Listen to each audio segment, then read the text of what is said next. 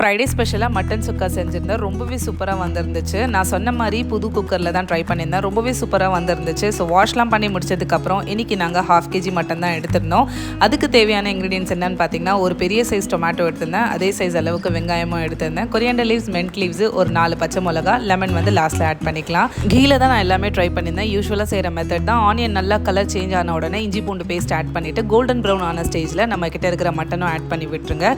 தண்ணி எல்லாமே விட்டு ட்ரை ஆன ஸ்டேஜில் நம்ம கிட்ட இருக்கிற டொமேட்டோ, கொரியாண்டர் லீவ், மென்ட் லீவ்ஸ், மிளகா இதெல்லாமே ஆட் பண்ணி விட்டுட்டு நல்ல தக்காளி ஸ்மாஷ் ஆகிற ஸ்டேஜில் நம்ம கிட்ட இருக்கிற இந்த மசாலாஸ் எல்லாமே ஒரு ஸ்பூன் ஆட் பண்ணி விட்டுருங்க. லாஸ்ட்டில் மசாலா ஸ்மெல் போகிறதுக்கு கொஞ்சமாக தண்ணி ஆட் பண்ணி கொதிச்சு வர ஸ்டேஜில் நம்ம குக்கரை க்ளோஸ் பண்ணி ஒரு 10 விசிலுக்கு விட்டுடலாம்.